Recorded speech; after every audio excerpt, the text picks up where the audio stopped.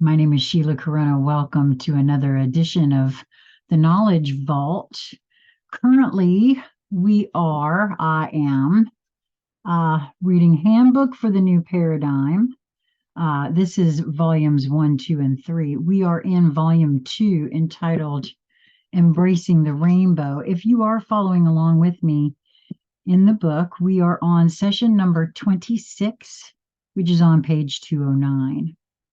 And it begins, the law of allowance is the most difficult of the three active or dynamic universal laws to accept as necessary and to practice. Okay, so I'm so amazed. I'm reading this for the first time with you, and I am so amazed at how this book is so synchronistic for me in these moments of now.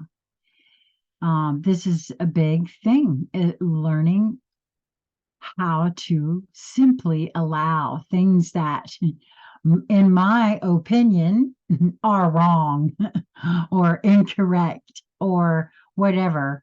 And boy, so this is a really true statement here.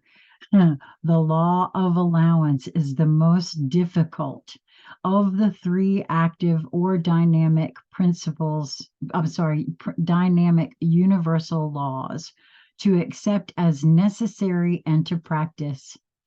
It is essential to understand the law of attraction in order to apply the law of allowance. This is part of the piece I feel was left out of the movie, or, The Secret, or when anyone teaches the law of attraction. Well, I won't say anyone, but most, right? That law of allowance is the part that gets left out because that actually means some things, right? The composite of thoughts, opinions, and attitudes of each individual generate the experience patterns of living. That is what I've always called or referred to as my experiential filter. It is a cumulative composite of everything I have ever experienced in my entire lifetime, from the time I consciously remember. And even the things that aren't front and center, they're still here. So back to the book here. Through the flow of daily experiences, these are filtered through this composite of each one's total collective experience. In this way, the pattern or matrix is in a dynamic and fluid process. When attitudes and opinions are deliberately programmed within a limited set of rigid guidelines, the activity level of the total pattern of experience begins to slow. The key is the word deliberately. This means that the guidelines are imposed not by the individual through knowledge experienced into wisdom, but by the beliefs imposed on the individual by those he or she considers outside authorities. And I'm going to say, generally, I don't get this much activity on my computer and my phone all at the same time. My phone is supposed to be silenced, and most of the time I'm not notified of. Those plings were from Facebook Messenger, and I don't usually get those. So that's very interesting. I feel like it's pointing this out quite literally here. The pattern of each individual as a whole attracts to itself life experiences that resonate in harmony with that pattern. Like attracts like. If a person desires something or some experience that does not resonate with that pattern, it is difficult, if not impossible, to attract it. Two divergent patterns cannot blend cohesively. For example, there are few within the modern societal norm, and that's in quotation marks, that do not know at least one man or woman in the scenario of several marriages repeats the same pattern of abused abuser relationships. I fit into that category. That was me. The pattern of the victim draws the abuser, whether physical or verbal, no matter how many times a new partner enters the picture. This is especially true if the relationships quickly follow each other. The pattern of experience is held in place by the thoughts, attitudes, and opinions that are at the basis of self-awareness. The victim desires to be rescued. This is so true. Lisa was helping me early on in our relationship see that all of the men in my life were drawn to me because we held the same opinion frequently of ourselves as each other. Like, attracted, like. Didn't have a very high opinion of ourselves, and that whole thing in that way, and also this way about the desiring to be rescued. Because, oh boy, I had that on board big time.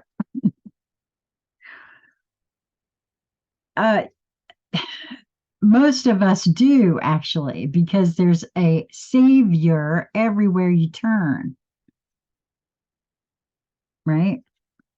Someone or some event must come and change their life. If, however, there is time taken to consider and contemplate the elements of the situation resulting in changes of attitude and opinion, and in parentheses here, knowledge to wisdom, the pattern of experience can change. Now, I'm living proof of that too, right? The difference in me from changing my perspective and my outlook from victim to, I don't know, I don't care for the way they put it, but from victim to just plain, sovereign being, I guess is the only way I know how to put it. I'm gonna have to find out what is. I don't want it to be the opposite, because it's not the opposite thing, isn't. So I'm not quite sure what that is. That's just like ascension. I had to figure that one out too, and I finally got some help on that one.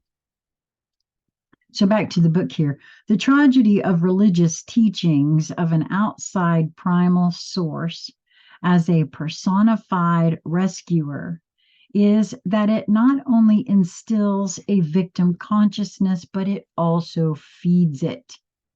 I feel like that is so true. There's a lot of feeding of, yes, you are a victim because you're not smart enough. You're not capable of handling this, that, and the other. So here, let us do that for you. That is so demeaning, and I don't understand why people don't see that, but okay.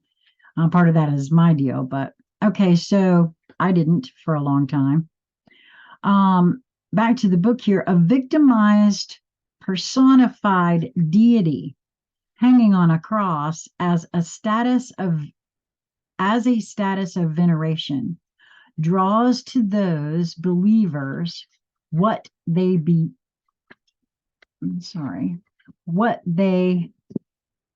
venerate, the victim experience. If poverty is venerated, poverty is attracted. If hard work is venerated, then life will be filled with hard work.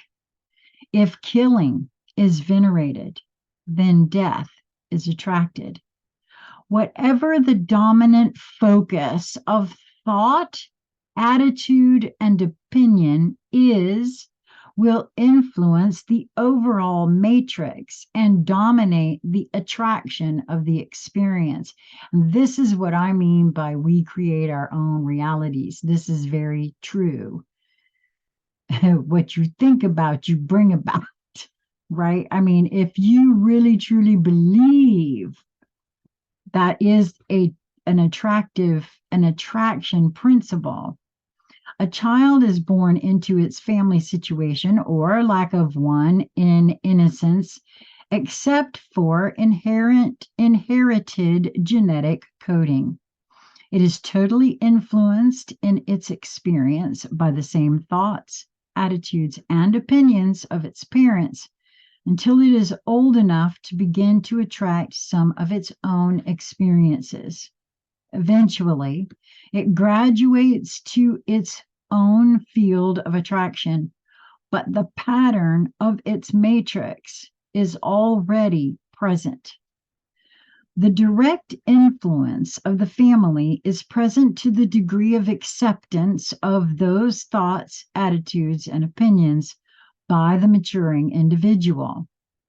The physical attributes present also contribute to the attitudes that develop during the maturation process. Parental, teacher, and peer influences all play their part. More layers of influence are present.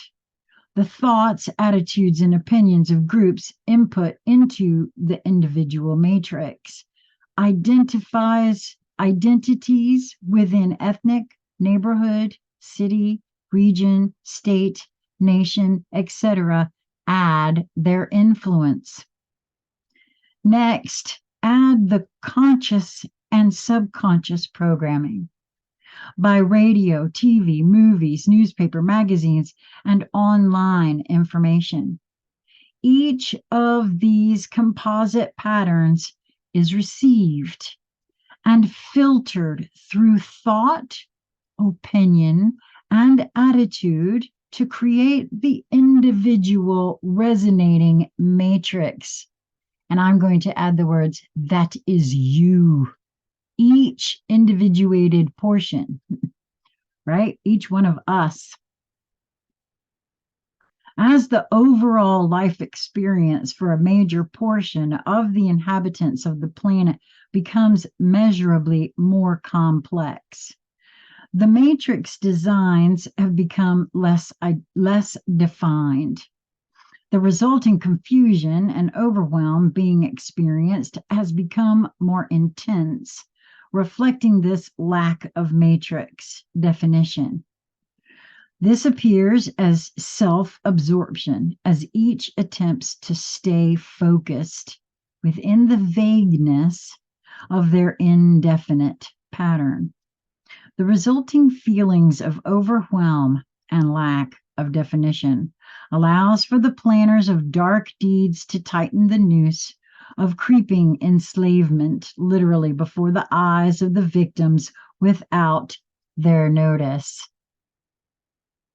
Those awake and awakening are incredulous that the situation has reached this ludicrous degree.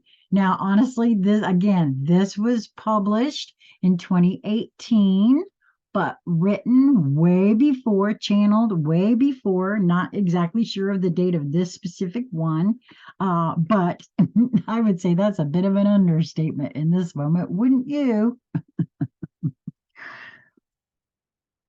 Through understanding this overview of the combined and individual experience of mankind on planet Earth, it would appear that the solution of this deteriorating human experience would logically be to give it up in its present form and replace the complexity with simplicity. How can this be accomplished? Refer to the Handbook for the New Paradigm for directions. When all else fails, read the directions. An apropos truism. And that's the